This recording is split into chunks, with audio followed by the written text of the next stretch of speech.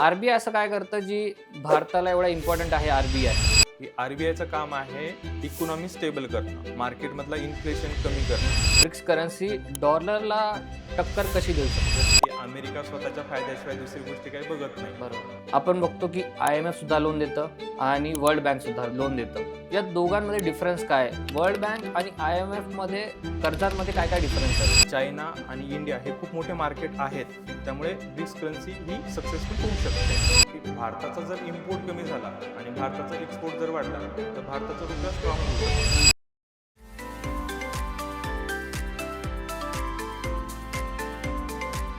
1947 साली भारत स्वतंत्र झाला तेव्हा एक अमेरिकन डॉलरची किंमत होती फक्त ₹3.30. आज तोच $1 घ्यायला आपल्याला द्यावे लागतात जवळजवळ 75 ते 95 रुपये. म्हणजे आपला रुपया आपल्या 75 वर्षांच्या स्वतंत्रात डॉलर समोर जवळजवळ 97% कोसळला. आणि हे आकडे ऐकून जर तुम्हाला वाटत असेल हे तर नेहमीच होतं, तर मित्रांनो, तुम्ही नेहमी ती चूक करत आहात जी भारतातला सर्वसामान्य माणूस गेल्या 75 वर्षापासून करत आला आहे. कारण हा प्रश्न फक्त रुपया आणि डॉलरचा नाही, हा प्रश्न आहे आपल्या अर्थव्यवस्थेची दिशा कुठे चालली आहे. आपले राजकारणी कोणकोणते निर्णय घेत आहेत, जगातल्या महाशक्ती कोणती नवीन खेळी चालू आहे आणि या सगळ्यात आपला भारत कुठे उभा आहे. आपल्यासोबत आहेत नितेश राठोड, एक अर्थशास्त्राचे अभ्यासक जे इकॉनॉमिक, फायनान्स, जिओपॉलिटिक्स आणि इंडियाच्या इकॉनॉमिक फ्युचरबद्दल असे काही सांगणार आहेत जे मेनस्ट्रीम मीडिया तुम्हाला कधीच सांगत नाही. आज आपण बोलणार आहोत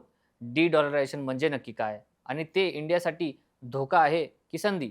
ट्रम्प चायनाला का गेला आणि त्यांना नक्की काय मिळवायचं आहे? ब्रिक्स खरंच डॉलरला रिप्लेस करू शकतो का? UPIने इंडियाची इकॉनॉमी कशी बदलली? आणि चार्ली मगर सारख्या जगातल्या सर्वात मोठ्या इन्व्हेस्टर्सने असं का म्हटलं की इंडिया कधीच चायनाला रिप्लेस करू शकणार नाही?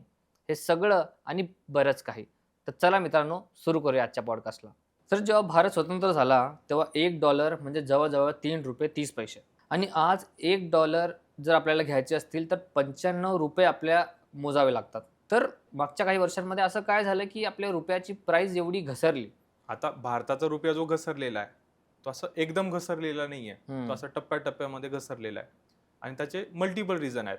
जर आपण आता पहिलं रिझन जर सगळ्यात महत्त्वाचं जर बघितलं तर भारत इलेक्ट्रॉनिक वस्तू, गोल्ड आणि क्रूड ऑइल खूप जास्त इम्पोर्ट करत असतो आणि याच्यासाठी आपल्याला डॉलर खूप जास्त लागतो.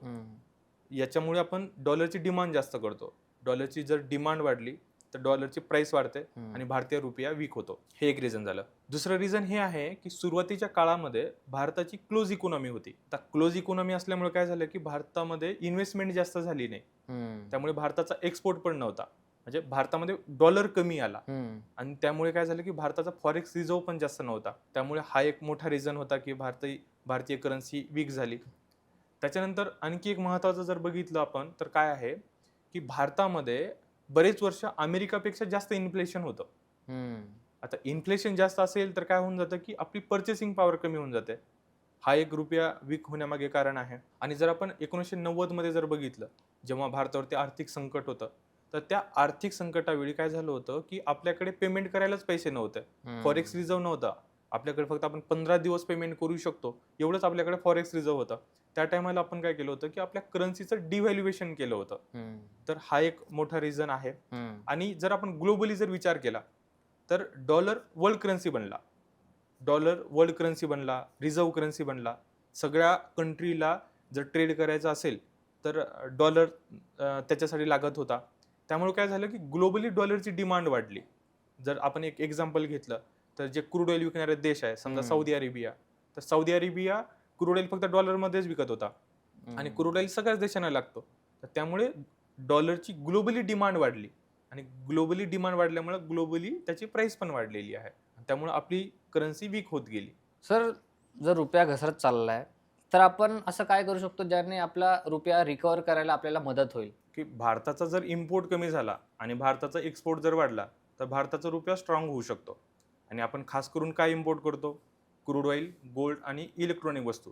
जर याला आपण अल्टरनेटिव्ह काही ऑप्शन शोधले तर भारताचा रुपया स्ट्रॉंग होऊ शकतो, कारण की यासाठी आपल्याला डॉलर खूप जास्त खरेदी करावं लागतो, त्यामुळे डॉलरची किंमत वाढत असते. आणि एक आणखी आहे की जर भारतामध्ये फॉरेन डायरेक्ट इन्व्हेस्टमेंट जर वाढली तर भारताचा रुपया हा स्ट्रॉंग होऊ शकतो. डी डॉलरेशन करण्यासाठी ब्रिक्सची स्थापना केली, ज्यामध्ये इंडिया सुद्धा आहे.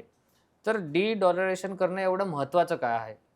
आता जर आपण बघितला, आपण जर समजा इंटरनॅशनल ट्रेड जर बघितला, तर इंटरनॅशनल ट्रेड 80 ते 90% हा डॉलरमध्ये होतो.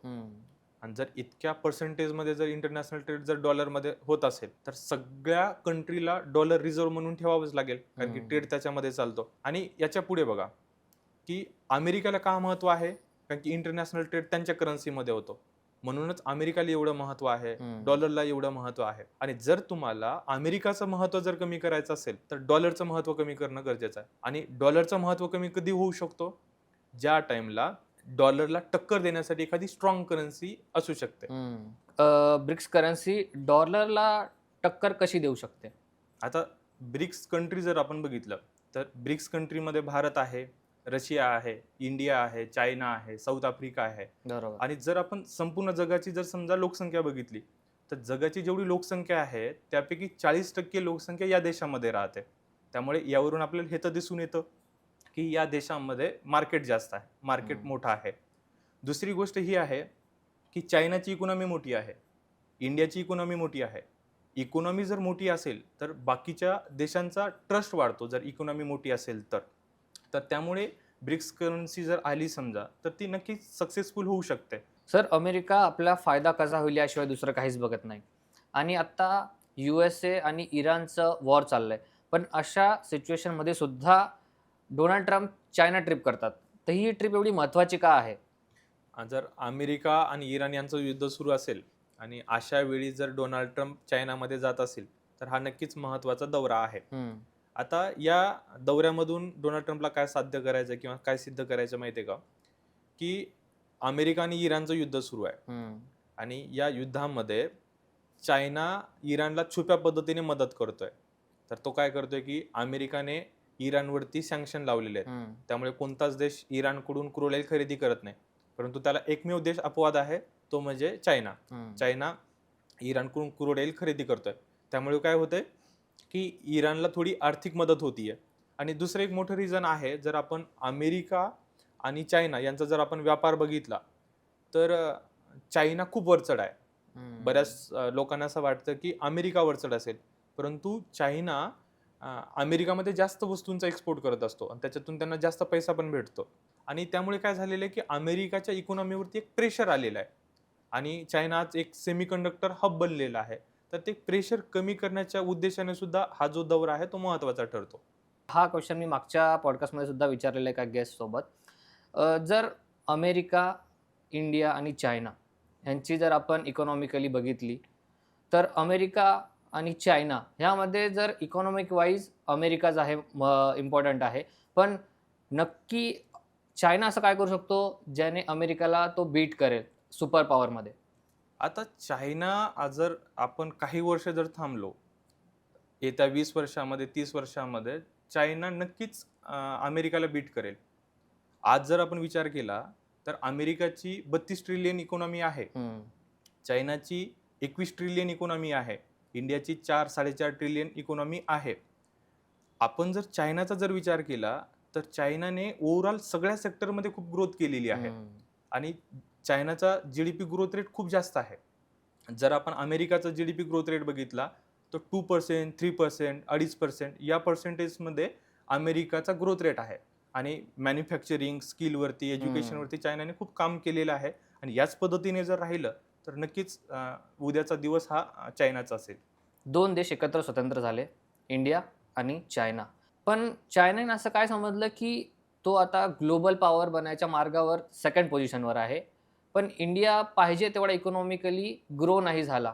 आता जर आपण 1980-90चा टाइम पिरियड जर बघितला, तर त्या टाइममध्ये चायनाची इकॉनॉमी आणि इंडियाची इकॉनॉमी ऑलमोस्ट सेम होती. परंतु त्या टाइमला चायनाने एज्युकेशनवरती आणि इन्फ्रास्ट्रक्चरवरती खूप जास्त फोकस केलं आणि त्यांनी मॅन्युफॅक्चरिंग सेक्टरवरती खूप जास्त काम केलं. परंतु इंडिया सर्व्हिस सेक्टरवरती काम केलं इंडियाने. हे जे एक मोठं रिझन आहे की चायना आज इतक्या पुढे गेला आणि भारत मागे राहिला. सर, IMF नुसार इंडिया ही जगातील 5वी सर्वात मोठी इकॉनॉमी आहे. पण GDP ग्रोथ असतानाही अनएम्प्लॉयमेंट आणि इनइक्वॅलिटी या समस्या सुटलेल्या नाही आहेत. तर आपण जर कम्पेअर केलं चायना, इंडिया आणि रशियाला, तर इंडियाची इकॉनॉमी सध्या आता कोणत्या स्टेटवर आहे? आता जर आपण इंडियाची इकॉनॉमी जर बघितली, तर इंडियाच्या इकॉनॉमीमध्ये काही पॉझिटिव्ह साईन पण आहेत आणि काही वीक साईन पण आहेत. आता इंडियाचा GDP ग्रोथ रेट जास्त आहे. इंडियामध्ये वर्किंग पॉप्युलेशन जास्त आहे, वर्कफोर्स जास्त आहे, ही एक पॉझिटिव्ह साईन आहे. इंडियामध्ये यंग पॉप्युलेशन जास्त आहे, ही एक पॉझिटिव्ह साईन आहे. परंतु आपण जेव्हा पर कॅपिटा इन्कमचा विचार करतो, तेव्हा भारताचा पर कॅपिटा इन्कम बाकीच्या डेव्हलप कंट्रीपेक्षा खूप कमी आहे. भारताचा $2,700 एवढा पर कॅपिटा इन्कम आहे. जर हे आपण अमेरिकाचा जर विचार केला, तर अमेरिकाचा पर कॅपिटा इन्कम $80,000 पेक्षा जास्त आहे. आपण जर चायनाचा जर विचार केला, तर चायनाचा पर कॅपिटा इन्कम $13,000 पेक्षा जास्त आहे. परंतु आपल्याला या तुलनेमध्ये इंडिया खूप कमी दिसतो. दुसरी गोष्ट जर आपण बघितली, की भारताची GDP मोठी आहे, ग्रोथ रेट जास्त आहे, ह्या गोष्टी ठीक आहेत. परंतु भारतामध्ये अनएम्प्लॉयमेंट जास्त आहे. भारतामध्ये इनइक्वॅलिटी जास्त आहे. म्हणजे GDP वाढतोय आपला, परंतु तो फक्त काही तुरळक लोकांचाच वाढतोय. सर, जर समजा आता आपल्याला भारताची पर कॅपिटा इन्कम वाढवायची असेल, तर भारत असे कोणते स्टेप्स घेऊ शकतो ज्याने आपली पर कॅपिटा इन्कम वाढेल, ज्याने हेल्प होईल आपल्या GDPला ग्रोथ होण्यामध्ये? आता जर समजा, आता पर कॅपिटा इन्कम आपण कशी मोजतो, की टोटल GDPला आपण डिवाइड करतो पॉप्युलेशन सोबत. आता भारताची लोकसंख्या जगामध्ये सर्वात जास्त आहे, म्हणजे चायनानंतर आपलाच नंबर लागतो. त्याच्यामुळे आपली पर कॅपिटा इन्कम कमी आहे. जर आपण आपल्या लोकसंख्येवरती जर कंट्रोल केलं, तर भारताचं पर कॅपिटा इन्कम नक्कीच सुधरेल. दुसरी गोष्ट ही आहे, की भारताची प्रोडक्टिव्हिटी जास्त नाही आहे. जर आपण चायनाची प्रोडक्टिव्हिटी जर बघितली, तर चायनाची प्रोडक्टिव्हिटी जास्त आहे. तर आपण जर भारताची प्रोडक्टिव्हिटी जर ग्रोथ केली, तर भारताचा पर कॅपिटा नक्कीच वाढेल. दुसरी एक महत्त्वाची गोष्ट आहे, की प्रोडक्टिव्हिटीसाठी काय लागतं, टेक्नॉलॉजी लागते. जर आपण टेक्नॉलॉजीमध्ये जर प्रोग्रेस केली, तर भारताची प्रोडक्टिव्हिटी वाढेल. प्रोडक्टिव्हिटी जर वाढली, तर GDP वाढेल आणि GDP जर वाढला समजा, तर भारताचा पर कॅपिटा इन्कम वाढेल. आणि आणखी एक महत्त्वाची गोष्ट म्हणजे, की आपण प्रोडक्टिव्हिटी 2 गोष्टीने वाढवतो. एक म्हणजे टेक्नॉलॉजीने आणि एक लेबर फोर्सने. जर आपण आपल्या लेबर फोर्सला स्किलफुल लेबर फोर्स बनवलं, तर भारताची नक्कीच प्रोडक्टिव्हिटी वाढेल आणि त्याच्यामुळे आपला भारताचा पर कॅपिटा इन्कम वाढेल. नक्की सर. आणि आता जर आपण डिजिटलायझेशनकडे आपण वळतोय हळू-हळू, तर डेटानुसार मार्च 2024 मध्ये एका महिन्यात UPIद्वारे 19.7 लाख कोटींचं ट्रान्झॅक्शन झालं. आणि आज सिंगापूर, फ्रान्स, UAE सारखे देश इंडियाची UPI मॉडेल ॲक्सेप्ट करतात. तर UPIने इंडियाची इकॉनॉमी कशी बदलली? कसे डिजिटलायझेशन पेमेंटमुळे इकॉनॉमीमध्ये एवढा बदल झाला? आता UPI पेमेंट किंवा जे डिजिटलायझेशन झालेलं आहे, तर ही भारतासाठी खूप एक चांगली गोष्ट आहे. याला आपण एक रिव्होल्यूशन म्हणू शकतो. तर त्याच्यामुळे अनेक बदल झालेले आहेत, पॉझिटिव्ह बदल झालेले आहेत. UPI पेमेंटचे अनेक फायदे आहेत. त्याच्यातला जर आपण पहिला फायदा जर बघितला, तर कॅशची डिपेंडन्सी जी होती ती कमी झाली. आता आपल्याला स्वतःजवळ कॅश ठेवण्याची काही गरज नाही. दुसरी गोष्ट ही आहे, की आपला टाईम वाचतोय आणि पैसा पण वाचतोय. आता आपण UPI पेमेंट केलं, तर त्याच्यासाठी आपल्याला कोणती फी द्यावी लागत नाही. जर समजा आपण याच्या पहिले जर विचार केला, म्हणजे UPI पेमेंट आलंय 2014 मध्ये. 2014 अगोदर जर आपण जर विचार केला, जर मला एखाद्याला पैसे सेंड करायचे असतील, तर त्यासाठी मला बँकेत जावं लागेल किंवा मला विथड्रॉ जरी करायचं असेल, तर बँकेत जावं लागेल किंवा ATM मध्ये जावं लागत असेल. तर त्यासाठी मला टाईम पण लागायचा आणि दुसरी गोष्ट, जर माझ्यापासून बँक 3 किलोमीटर 5 किलोमीटर अंतरावरती जर असेल, तर मला ट्रान्सपोर्ट कॉस्ट सुद्धा त्याच्यासाठी लागणार आहे. तर त्याच्यामुळे ही UPI पेमेंटमुळे काय झालं, की इन्स्टंट पेमेंट झाली आणि समोरच्या व्यक्तीला ती टाइम टू टाइम त्याला ती ज्या टाइमला त्याला गरज आहे त्या टाइमला ते पैसे मिळालेत. तर हे एक चांगला बदल आहे त्याच्यामुळे. आणि दुसरी गोष्ट ही एक आहे, की जे छोटे छोटे बिझनेस आहेत, छोटे छोटे वेंडर्स आहेत, ते सुद्धा डिजिटल झाले. त्यांच्याकडे पण त्यांना पैसे कुठेतरी सेव्ह करण्यासाठी एक साधन झालं. लोकांना असं वाटतं, की जर भारत एवढा गरीब देश आहे, तर आपण गव्हर्नमेंट जास्त पैसे छापून मार्केटमध्ये तो पैसा फिरवत का नाही? त्याने आपण लगेच रिच होऊन जाऊ. आता हा तर सगळ्यातला मनातला एक प्रश्न आहे, की सरकार जर अनलिमिटेड पैसा जर छापू शकत असेल, बरोबर. तर असा अनलिमिटेड पैसा छापून गरिबी का हटवल्या जात नाही? परंतु विचार करा, की सरकारने असा खूप सारा पैसा छापला आणि सगळ्यांना 1-1 कोटी रुपये देऊन टाकले. आता एक विचार करा, समजा एक कामवाली बाई आहे, हम्म, ती एका घरामध्ये घरकामासाठी जाते आणि त्याच्यासाठी तिला 10,000 रुपये महिन्याला मिळतात. परंतु आता त्या कामवाली बाईकडे जर समजा 1 कोटी रुपये आले, तर ती बाई 10,000 रुपयासाठी काम करायला जाईल का? अजिबात नाही. एक तर काम करायला जाणार नाही, आणि जर समजा गेली तर ती त्याच कामासाठी जास्त पैसे घेईल, जास्त म्हणजे पैसे कुठेतरी घेईल. 30,000 40,000 घेईल. बरोबर. आता एक दुसरं एक्झाम्पल, एक शेतकरी आहे. तो शेतकरी बाजारामध्ये जातो आणि बाजारामध्ये 20 रुपये किलो 30 रुपये किलोने आपल्याला कांदे बटाटे विकतो.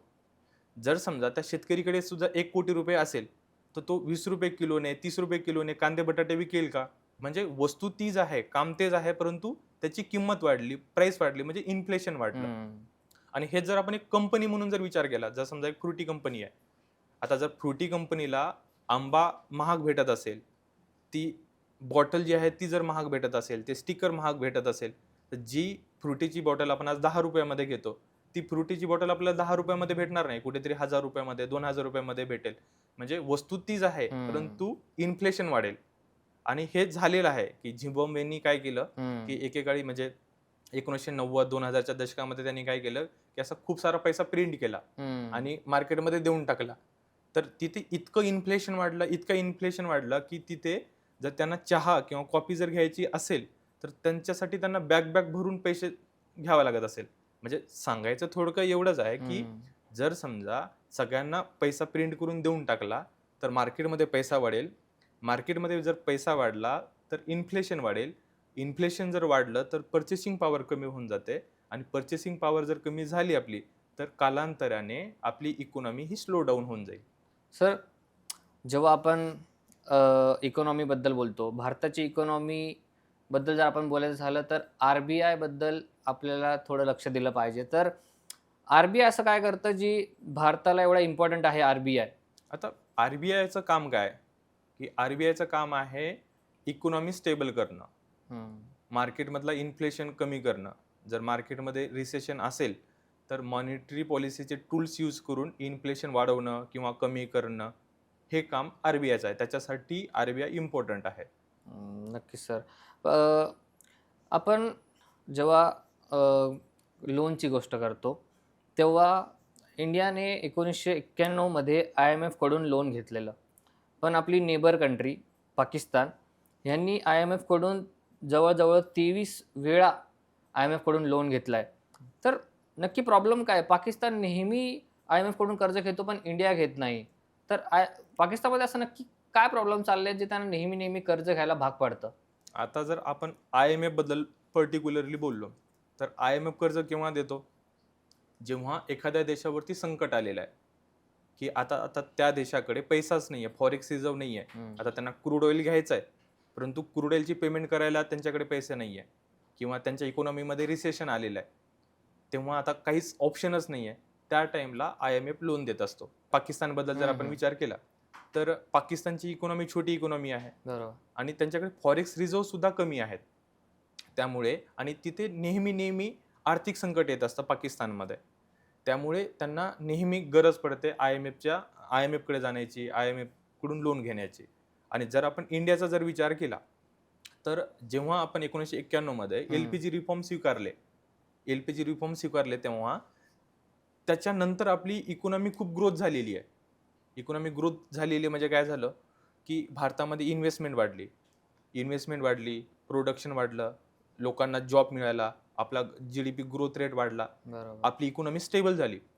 त्याच्यामुळे आपल्याला असं काही आर्थिक संकट आलेलं नाहीये, की आपल्याला त्यासाठी IMF कडून जाऊन कर्ज घ्यावं लागेल. परंतु हे पाकिस्तानमध्ये नेहमी होत असतं, त्याच्यामुळे पाकिस्तान नेहमी जात असतो. आपण बघतो की IMF सुद्धा लोन देतं आणि वर्ल्ड बँक सुद्धा लोन देतं.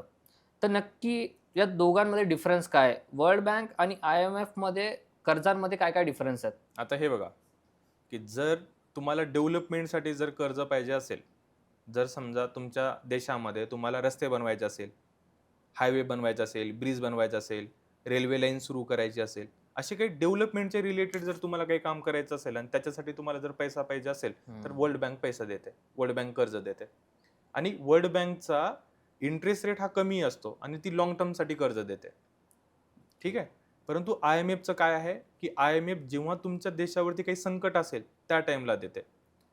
आणि एक महत्वाची गोष्ट ही आहे की जेव्हा IMF कडून कोणताही देश कर्ज घेतो त्यावेळेस IMFचा टर्म्स अँड कंडिशन असतात की IMF सांगते की तुम्ही या देशामध्ये हे करा, हे करू नका. जर तुम्हाला इन्फ्लेशन कंट्रोल करायचं असेल तर तुम्हाला हे करावं लागेल. गव्हर्नमेंट स्पेंडिंग अशा पद्धतीने करावं लागेल. म्हणजे हा त्यांच्यातला एक बेसिक डिफरन्स आहे. जर आपल्याला डेव्हलपमेंटसाठी कर्ज जर पाहिजे असेल तर वर्ल्ड बँक देते आणि जर आपल्याला आपल्या देशामध्ये इकॉनॉमिक क्रायसिस आलेले असतील तर IMF कर्ज देत असते. युनियन बजेटमध्ये 12 लाखांपर्यंत उत्पन्नावर झिरो टॅक्स ही हेडलाईन खूप आकर्षक वाटते. पण ओल्ड टॅक्स रिजीममध्ये HRA, ATC, home loan interest सारखे डिडक्शन न्यू टॅक्स रिजीममध्ये नाही आहेत. तर मग भारताची न्यू टॅक्स रिजीम खरोखरच चांगली आहे का? आता आपण याला वन वर्ड मध्ये सांगू शकत नाही की न्यू टॅक्स रिजीम चांगली आहे की ओल्ड टॅक्स रिजीम चांगली आहे. जर तुमचं सॅलरी स्ट्रक्चर चांगलं असेल, तुम्ही होम लोन घेतलेला असेल किंवा इन्व्हेस्टमेंट केलेली असेल तर तुमच्यासाठी ओल्ड टॅक्स रिजीम फायदेशीर ठरू शकते. परंतु जर समजा तुमचं सॅलरी स्ट्रक्चर कमी असेल, इन्व्हेस्टमेंट नसेल किंवा होम लोन नसेल तर तुमच्यासाठी न्यू टॅक्स रिजीम चांगली ठरू शकते. आता न्यू टॅक्स रिजीम मध्ये काय आहे की टॅक्स रेट कमी आहेत परंतु डिडक्शन पण कमी आहेत. आणि ओल्ड टॅक्स रिजीम मध्ये काय होतं की टॅक्स रेट जास्त होता परंतु डिडक्शन पण जास्त होता. आता ओल्ड टॅक्स रिजीम मध्ये काय होतं की जसं HRA, 18C असे डिडक्शन होते जे की न्यू टॅक्स रिजीम मध्ये नाही आहे. त्यामुळे आपण अशा वन वर्ड मध्ये सांगू शकत नाही. महाराष्ट्र खूप सारे स्कीम्स राबवते. त्यामध्ये एक लाडकी बहीण योजना सुद्धा आहे. या योजनेला दरवर्षी 26,000 कोटी रुपये अलॉट केले जातात आणि अशा काही योजनांमुळे सुद्धा महाराष्ट्रावर 9,32,000 करोड रुपयांचं कर्ज महाराष्ट्रावर जास्त एक्स्ट्रा आलंय. तर नक्की अशा या पॉलिसीजने आपल्या महाराष्ट्राच्या इकॉनॉमीवर किती फरक पडलाय? लाडकी बहीण योजनासारख्या ज्या सोशल वेलफेअर स्कीम आहेत तर याच्यामुळे खूप लॉंग टर्म फायदा होत नाही इकॉनॉमीला. आता शॉर्ट टर्म मध्ये याला रिलीफ भेटतो. ज्या लोकांचं उत्पन्न कमी आहे, ज्या फॅमिलीचं उत्पन्न कमी आहे त्यांना शॉर्ट टर्म मध्ये रिलीफ भेटतो. परंतु एक जर आपण स्टेट किंवा एक राज्य म्हणून जर आपण विचार केला तर याचे निगेटिव्ह इम्पॅक्ट पडत असतात. आता काय आहे की सरकारच्या तिजोरीमध्ये एवढा असा शिल्लक पैसा पडलेला नाहीये की त्या तिजोरीतून पैसा काढला आणि लोकांना फ्रीमध्ये दिला. बरोबर. तर यासाठी सरकारला कर्ज घ्यावं लागतं. तर सरकारवरती कर्ज म्हणजे राज्यावरती कर्ज वाढतोय. दुसरी गोष्ट म्हणजे त्या कर्जाचं आपल्याला व्याज पण द्यावं लागतं. म्हणजे त्याचं सुद्धा एक बर्डन तुमच्या इकॉनॉमीवरती येऊन जातो. आणि काय आहे की ही जी लाडकी बहीण योजना आहे ती प्रोडक्टिव्ह स्कीम नाही आहे की त्याच्यामुळे कोणतं तरी असं प्रोडक्शन होतंय आणि त्याच्यामुळे तुमच्या इकॉनॉमीला खूप फायदा होतोय, इकॉनॉमी तुमची ग्रोथ होतीये, एक ते होतंय. आणि दुसरी एक महत्वाची गोष्ट काय आहे की जर राज्यावरती कर्ज जर वाढलं, कर्जाचा बोजा जर वाढला तर तुम्हाला इन्फ्रास्ट्रक्चरवरती, एज्युकेशनवरती, हेल्थ केअरवरती पैसा कमी पडतो खर्च करण्यासाठी. आणि जर समजा आपण इन्फ्रास्ट्रक्चरवरती, हेल्थ केअरवरती यांच्यावरती जर आपण पैसा कमी खर्च करत असेल तर भारतामध्ये इन्व्हेस्टमेंट होणार नाही किंवा लोकांचा जो राहणीमान आहे त्याचा दर्जा कधी वाढणार नाही, त्यांना फॅसिलिटी चांगल्या मिळणार नाही. त्यामुळे अशा ज्या स्कीम आहेत तर याच्यामुळे इकॉनॉमिक ग्रोथवरती असा फायदा होत नाही, याचा तोटाच होत असतो. युक्रेन आणि रशियाचा वॉर नंतर वेस्टर्न कंट्रीजनी रशियावर सँक्शन लादले. पण इंडियाने त्याच वेळी रशियाकडून डिस्काउंटमध्ये क्रूड ऑइल खरेदी सुरू केली. तर इंडियाला असे काय बेनिफिट्स भेटतील जेणे रशियाकडून जर क्रूड ऑइल घेतले तर त्यांना बेनिफिट्स आहेत, पण जर गल्फ कंट्रीमधून जर नाही घेतले तर त्यांना बेनिफिट्स नाही आहे, जर घेतले तर त्यांना बेनिफिट्स नाही आहे. असं काय? आता रशियाकडून आपण जर क्रूड ऑइल खरेदी केलं तर आपल्याला बरेचसे फायदे आहेत. आता पहिला फायदा काय आहे की रशिया आपला मित्र देश आहे आणि आपण जर त्यांच्याकडून जर क्रूड ऑइल खरेदी करत असेल तर आपले जे रिलेशन आहे ते आणखी मजबूत होत आहे. आता आपण जर रशियाकडून क्रूड ऑइल खरेदी केलं तर आपल्याला रशियाला डॉलरमध्ये पेमेंट करायची गरज नाही. म्हणजे आपली जी डॉलरवरची जी डिपेंडन्सी होती ती कमी होऊन गेली. एक दुसरी गोष्ट ही आहे की आपण रशियाकडून क्रूड ऑइल विकत घेतो, इंडियामध्ये रिफाईन करतो. भारतामध्ये रिफायनरी खूप मोठ्या मोठ्या आहेत. रिलायन्सच्या, अदानीच्या रिफायनरी खूप मोठ्या मोठ्या आहेत आणि इथे ते क्रूड ऑइल रिफाईन करून आपण विदेशामध्ये एक्सपोर्ट करतो. आपण युरोपला एक्सपोर्ट करतो, आपण UAE ला एक्सपोर्ट करतो आणि त्याच्यातून आपण प्रॉफिट मिळतो आपल्याला. तर असे मल्टिपल बेनिफिट आहेत रशियाकडून क्रूड ऑइल खरेदी करण्यामागे. त्यामुळे आपण रशियाकडून क्रूड ऑइल खरेदी केलं पाहिजे. आणि सगळ्यात मोठं म्हणजे आपली डॉलरची डिपेंडन्सी कमी होतीये. नक्कीच सर. पण अमेरिका नेहमी आपल्यावर सँक्शन्स लावतो जर आपण रशियाकडून ऑइल घेतले तर अमेरिका हे का आवडत नाही की आपण रशियाकडून ऑइल घ्यावे? आता सध्या जर आपण बघितलं तर रशिया आणि युक्रेनचं युद्ध सुरू आहे, बरेच वर्ष झालेत त्याला. हम्म, तर अमेरिकाचं असं म्हणणं आहे की या युद्धामध्ये रशिया माघार घेत नाहीये हम्म, आणि रशियाकडून इंडिया क्रूड ऑइल खरेदी करतोय. म्हणजे रशियाला इकॉनॉमिकली मदत होतीये. बरोबर. म्हणजे इनडायरेक्टली इंडिया रशियाला फंड देतोय या युद्धासाठी. हम्म, त्याच्यामुळे अमेरिकाचं असं म्हणणं आहे की तुम्ही रशियाकडून क्रूड ऑइल खरेदी करू नका आणि हम्म. हे युद्ध थांबलं पाहिजे. नक्कीच सर. आत्ता आपण बघितलं तर भारताच्या पंतप्रधानांनी नरेंद्र मोदींनी आवाहन केलं की कमीत कमी फ्यूल वापरा, वर्क फ्रॉम होम करा. जेवढं जास्त तुम्हाला घरात राहता येईल तेवढं जास्त घरात राहा, बाहेर जाणं टाळा. हम्म. फ्यूल कन्झ्युम कमी करा. तर नक्की आता सध्या असं काय चाललंय ग्लोबली, इकॉनॉमिकली, की भारतावर कोणता आर्थिक संकट येणार आहे, ज्यामुळे आपल्याला नरेंद्र मोदी प्रिपेअर करतायत? आता भारताला जेवढं क्रूड ऑइल लागतं त्यापैकी 85% ते 90% क्रूड ऑइल आपण इम्पोर्ट करत असतो.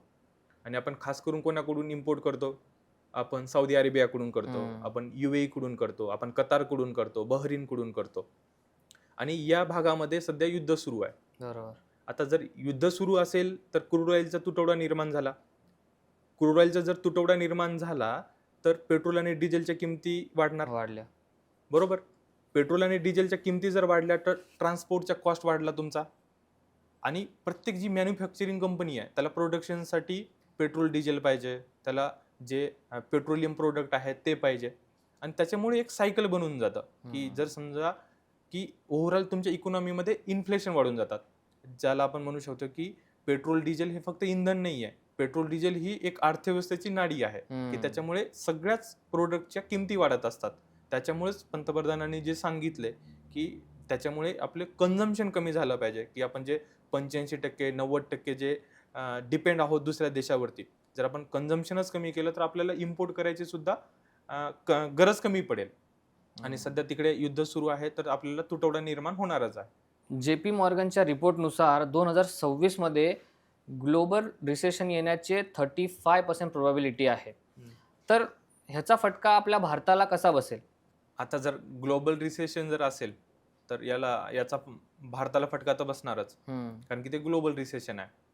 आणि ग्लोबल रिसेशनचा फटका भारताला का बसू शकतो? कारण की भारताची जी इकॉनॉमी आहे ती खूप इंटरकनेक्टेड झालेली आहे. आता भारत काय करतो की भारत युरोपमध्ये एक्सपोर्ट करतो, अमेरिकाला एक्सपोर्ट करतो, आखाती देशामध्ये एक्सपोर्ट करतो. जर समजा ग्लोबली जर रिसेशन असेल तर भारताचा एक्सपोर्ट बंद होऊन जाईल. बरोबर. एक्सपोर्ट जर बंद झाला तर भारतामध्ये जो पैसा येणार होता तो पैसा येणार नाही. येणार नाही. एक ग्लोबली जर रिसेशन असेल तर जे फॉरेनचे इन्व्हेस्टर होते ते इन्व्हेस्टर इन्व्हेस्टमेंट करणार नाही. त्याच्यामुळे भारतामध्ये जर फॉरेन डायरेक्ट इन्व्हेस्टमेंट नाही वाढली किंवा फॉरेन पोर्टफोलिओ जर इन्व्हेस्टमेंट जर नाही वाढली तर भारतामध्ये जॉब क्रिएट होणार नाही, प्रोडक्शन होणार नाही. हा एक आहे. त्यामुळे जर समजा ग्लोबली रिसेशन जर आलं तर भारताला याचा फटका बसेल. ते कमी पडेल, जास्त पडेल, पण भारताला फटका बसेल. परंतु भारतामध्ये काही स्ट्रेंथ पण आहेत की भारताचं डोमेस्टिक मार्केट वगैरे जास्त आहे. तर आपण डोमेस्टिक कन्झम्पशन जर वगैरे जर वाढलं तर आपण यापासून थोडंसं वाचू शकतो. सर, गोल्डमन सॅक्सच्या रिपोर्टनुसार लवकरच जपान आणि जर्मनीला मागे टाकेल, पण सुपर पॉवर बनण्याच्या GDP सोबत मिलिटरी स्ट्रेंथ, टेक्नॉलॉजी आणि ग्लोबल डिप्लोमसी या सगळ्यांची गरज असते. तर सुपर पॉवर बनण्याच्या रेसमध्ये आपला भारत सध्या कुठे आहे? आता पहिली गोष्ट म्हणजे सुपर पॉवरची डेफिनेशन काय, आणि जर आपण सुपर पॉवरची आपल्याला जर डेफिनेशन माहिती जर नसेल आणि आपण जर समजा डेव्हलप कंट्रीच्या कंपॅरिझन मध्ये जर विचार केला तर आपण जर समजा अमेरिकाचा जर विचार केला तर अमेरिकाची इकॉनॉमी किती आहे? 32 ट्रिलियन. चायनाची इकॉनॉमी किती आहे? 21 ट्रिलियन. भारताची इकॉनॉमी किती आहे? 4.15 ट्रिलियन. म्हणजे गॅप भरपूर आहे, ते खूप पुढे आहेत. जर आपण पर कॅपिटा इन्कमचा जर विचार केला तर भारताचा पर कॅपिटा इन्कम खूप कमी आहे. म्हणजे $2,700. चायनाचा आहे किती? $13,000. अमेरिकाचा आहे $80,000 पेक्षा जास्त. बरोबर. म्हणजे आपण पर कॅपिटा इन्कम मध्ये सुद्धा खूप मागे आहोत. आणि जर आपण बाकीच्या गोष्टीचा जर विचार केला, मग ते एज्युकेशनचा स्टँडर्ड असेल, इन्फ्रास्ट्रक्चर असेल, इनइक्वॅलिटी असेल, पॉवर्टी असेल, तर या सगळ्या रेसमध्ये भारत खूप मागे आहे. त्यामुळे आता तरी सध्या तरी आपण सुपर पॉवरच्या रेसमध्ये आपण दिसत नाहीत. सर, गेल्या दशकामध्ये डिमॉनिटायझेशन झालं, GST, PLC स्कीम आणि कोविड वॅक्सीन ड्राईव्ह आणि डिजिटल इंडिया असे अनेक मोठे डिसिजन घेतले गेले भारताकडून. तर लास्ट डेकेडपासून ते आत्तापर्यंत इंडियाचे सगळ्यात बेस्ट डिसिजन आणि वर्स्ट डिसिजन कोणते होते? Top 5 worst, top 5 best. आता जेव्हा भारत देश स्वातंत्र्य झाला, तर भारत स्वातंत्र्य झाल्याच्या नंतर आपण जो बँक राष्ट्रीयकरणचा जो डिसिजन घेतला, तर तो खूप चांगला डिसिजन होता. बँक राष्ट्रीयकरणमुळे काय झालं, की गरीब लोकांसाठी बँकेचे दरवाजे खुले झाले. जर समजा सरकारी बँक नसत्या आणि प्रायव्हेट बँक असत्या, तर काय झालं असतं, की प्रायव्हेट बँकेने काय केलं असतं, की ज्या कस्टमरपासून त्यांना प्रॉफिट आहे त्याच कस्टमरचं त्याने अकाउंट खोललं असतं. त्यामुळे ही एक चांगली गोष्ट झाली, की गरीब लोक बँकेमध्ये जाऊन पैसा सेव्ह करू शकले. त्याच्यानंतर आपण जर बघितलं, जो आपण ग्रीन रिव्होल्युशनचा जो डिसिजन घेतला, तो एक भारताचा खूप चांगला डिसिजन होता, की ग्रीन रिव्होल्युशनमुळे भारत स्वावलंबी बनला आणि फक्त स्वावलंबीच बनला नाही, तर भारत दुसऱ्या देशामध्ये एक्सपोर्ट करून त्याच्यातून पैसा कमवला. तर ग्रीन रिव्होल्युशनचा हा एक खूप चांगला डिसिजन भारताचा होता. त्याच्यानंतर आपण जर बघितलं, की आपण 1991 मध्ये जे LPG रिफॉर्म केले, तर हा एक भारताचा खूप चांगला डिसिजन होता, की LPG रिफॉर्ममुळे काय झालं, की भारतामध्ये इन्व्हेस्टमेंट वाढली, त्याच्यामुळे भारताचं प्रोडक्शन वाढलं, GDP वाढला, इकॉनॉमिक ग्रोथ झाली, इकॉनॉमिक डेव्हलपमेंट झाली, अनएम्प्लॉयमेंट कमी झाला. तर हा एक खूप चांगला डिसिजन होता. त्याच्यानंतर आपण जर बघितलं, की 2014 मध्ये जो UPI पेमेंटचा जो आपण डिसिजन घेतला, तोही खूप चांगला डिसिजन होता, की त्याच्यामुळे भारतामध्ये क्विक पेमेंट झाली, बरोबर. कॅश डिपेंडन्सी होती ती कमी झाली. तर हा एक चांगला डिसिजन होता आणि हा चांगला डिसिजन आहे म्हणून काही देशांनी, सिंगापूर सारख्या देशांनी ही स्कीम हे सिस्टम Adapt अडॉप्ट केलं. पण केली. बरोबर. त्याच्यानंतर जो GSTचा डिसिजन झाला, तोही चांगला डिसिजन आहे, की त्यामुळे काय झालं, की एका वस्तूवरती सगळीकडे सेम टॅक्स, त्याच्यामुळे त्या वस्तूची सगळीकडे सेम प्राइस. तर ही एक चांगला डिसिजन झालेला आहे. आता जर आपण वर्स्ट डिसिजन जर बघितलं, मला एका बाजून एक PLI स्कीमचं डिसिजन सांगावं लागेल, की हा एक चांगला डिसिजन होता. PLI स्कीम काय आहे, की जर समजा एखादी कंपनी जर भारतामध्ये प्रोडक्शन किंवा इन्व्हेस्टमेंट करत असेल, प्रोडक्शन करत असेल आणि जास्तीत जास्त प्रोडक्शन करत असेल, तर त्याला गव्हर्नमेंटकडून इन्सेंटिव्ह दिलं जातं. त्यामुळे खूप साऱ्या कंपनी इंडियामध्ये सुरू झाल्या. तर हा एक भारताचा खूप चांगला डिसिजन होता. आणि जर आपण वर्स्ट डिसिजन जर बघितलं समजा, तर जो 1975-1976 मध्ये जी इमर्जन्सी होती, तर हा एक वर्स्ट डिसिजन आपल्याला म्हणता येईल, की त्याच्यामुळे आपल्या फ्रीडमवरती रिस्ट्रिक्शन आले. हा एक वर्स्ट डिसिजन होता. त्याच्यानंतर आपण म्हणजे 1990 अगोदर, 91 अगोदर, LPG रिफॉर्म येण्याच्या अगोदर भारतामध्ये जो हे म्हणतात लायसन्स राज होता, तर हा एक वर्स्ट डिसिजन होता. तर काय व्हायचं या लायसन्स राजमुळे, की जर तुम्हाला बिझनेस सुरू करायचा असेल इंडियामध्ये, तर खूप साऱ्या परमिशन घ्याव्या लागायच्या. खूप असं कॉम्प्लिकेटेड होतं, खूप रिस्ट्रिक्शन होतं. तर त्यामुळे खूप सारी इन्व्हेस्टमेंट भारतामध्ये आलेली नाही. तर त्यामुळे हा एक वर्स्ट डिसिजन होता. त्याच्यानंतर आपण जर याचं बघितलं डिमॉनिटायझेशन, जे डिमॉनिटायझेशन केलं, तर त्याच्यामागे मोटिव्ह काही जरी असले, परंतु ज्या पद्धतीने त्याला इम्प्लिमेंट केलं ते खूप चुकीचं होतं. की त्याच्यामुळे डिमॉनिटायझेशनमुळे मार्केटमधला पैसा कमी झाला, मार्केटमध्ये खूप दिवस पैसाच राहिला नाहीये, त्याच्यामुळे आपली इकॉनॉमी ही स्लो डाऊन झाली, कॅशचे खूप सारे प्रॉब्लेम्स वगैरे आले. आणि सगळ्यात मोठं म्हणजे काय आहे, की तुम्ही एका रात्रीमध्ये नोटाबंदी केली, त्याच्यामुळे काय झालं, की आणि नवीन नोटा तुम्ही प्रिंट केल्या, नवीन नोटा तुम्ही मार्केटमध्ये आणल्या आणि त्याच्यावरती तुम्हाला खर्च खूप जास्त करावा लागला, कारण की प्रत्येक नोटाची साईज वेगवेगळी आहे ना, तर त्याच्यावरती खर्च जास्त झाला.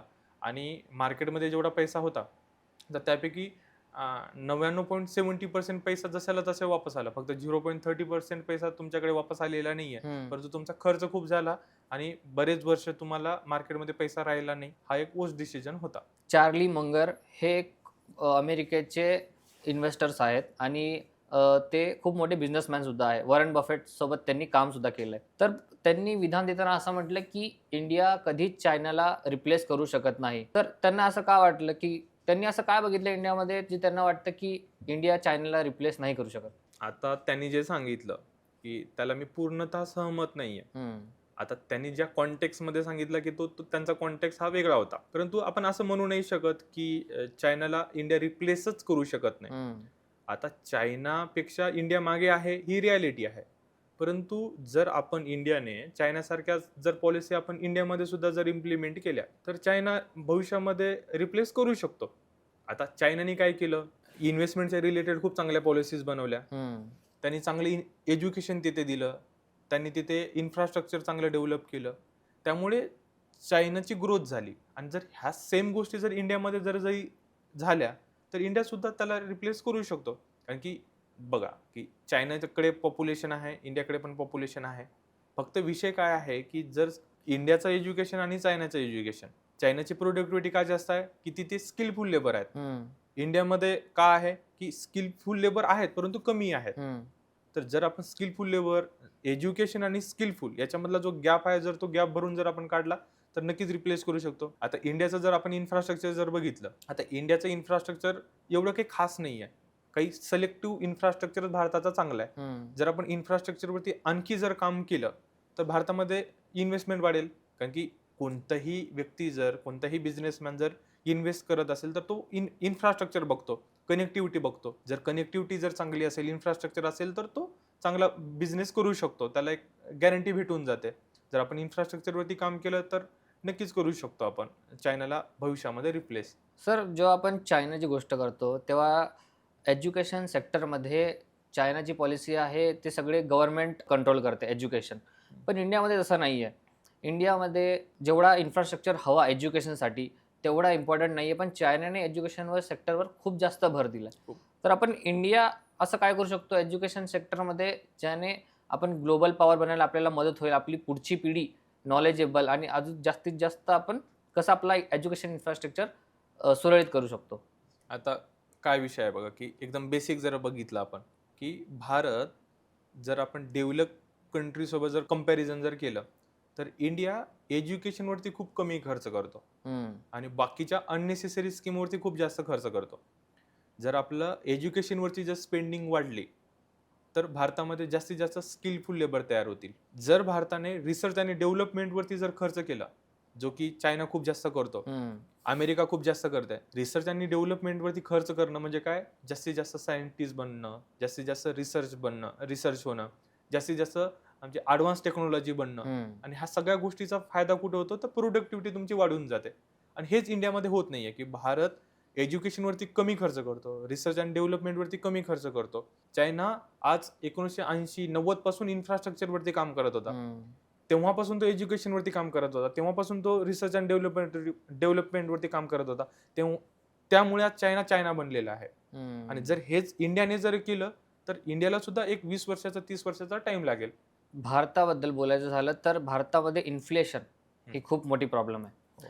आणि जपानमध्ये इन्फ्लेशन नाही आहे, ही त्यांची स्वतःची प्रॉब्लेम आहे. तर नक्की जपानमध्ये असं काय आहे की त्यांना इन्फ्लेशन वाढलं पाहिजे म्हणून त्यांना ही प्रॉब्लेम वाटते? आता एक बघा, जपानचं काय आहे की जपानची इकॉनॉमी मोठी आहे, जपानची लोकसंख्या छोटी आहे, कमी आहे. दुसरीकडे काय आहे की जपानचा पर कॅपिटा इन्कम सुद्धा जास्त आहे. जपान हा एक डेव्हलप कंट्री आहे, बरोबर.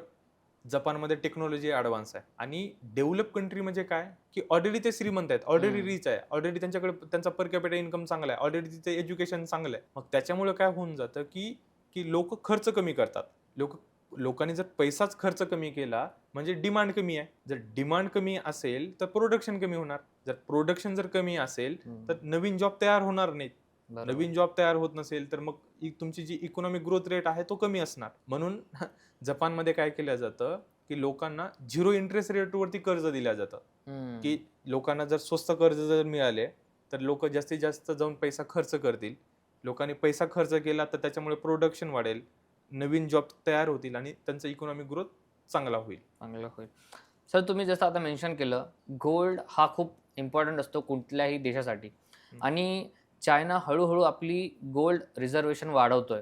तर गोल्डमध्ये असं नक्की काय आहे? चायनाला असं काय दिसलं फ्युचरमध्ये की तो आपली गोल्डची रिझर्वेशन वाढवत चाललाय? आता काय आहे बघा की आज पण जर सगळ्या कंट्रीचा जर विचार केला तर सगळ्यात जास्त ट्रस्ट जर बघितलं तर गोल्डवरतीच आहे.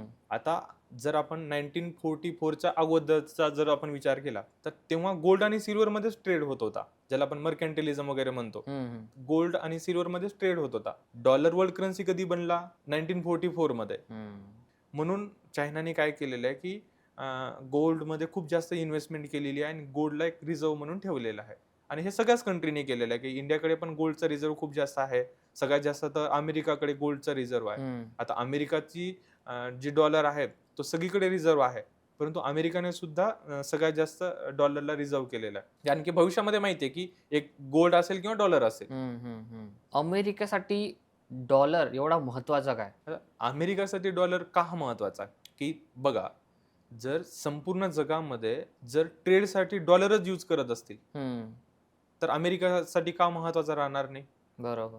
डॉलरची किंमत जर डिमांड आणि सप्लाय वरती जर ठरत असेल तर अमेरिकासाठी का महत्वाचा राहणार नाही? जर सगळ्याच कंट्री रिझर्व्ह करन्सी म्हणून जर डॉलरला प्रेफर करत असेल तर अमेरिकासाठी का महत्वाचा राहणार नाही? आणि इराण कोणत्याही करन्सीमध्ये क्रूड ऑइल विकायला तयार आहे. इवन तो हे पण सांगतोय की मला कोणतीही करन्सी चालेल. आणि दुसरी गोष्ट हे पण सांगतोय तो की मला जर तुम्ही लेट पेमेंट केली तो क्रेडिट द्यायला पण तयार आहे. आणि अमेरिकाचं काय म्हणणं आहे की जर समजा इराणने क्रूड ऑइल कोणत्याही करन्सीमध्ये जर विकलं तर दुसऱ्या देशांना डॉलरची गरज वाटणार नाही.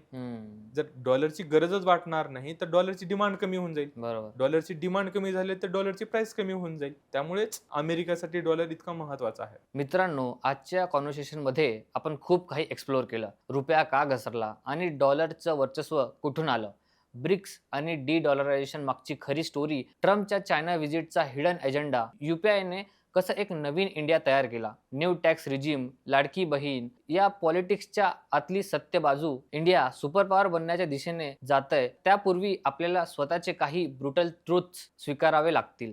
जर तुम्हाला ही माहिती व्हॅल्युएबल वाटली असेल तर हा एपिसोड तुमच्या मित्रांसोबत फॅमिली ग्रुपमध्ये नक्की शेअर करा. आणि हो, तुम्हाला काय वाटतं, इंडिया खरंच चायनाला रिप्लेस करून ग्लोबल पॉवर बनू शकेल का? तुमचे विचार खाली कमेंट सेक्शनमध्ये आम्हाला नक्की सांगा. मला वाचायला नक्की आवडेल. अशाच डीप, वेल रिसर्च आणि पॉवरफुल कॉन्व्हर्सेशनसाठी आपल्या चॅनलला सबस्क्राईब करायला विसरू नका. बेल आयकॉन दाबा जेणेकरून पुढचा एपिसोड तुमच्याकडून मिस होणार नाही. मी आहे कल्पेश राठोड आणि हा आहे KSR पॉडकास्ट.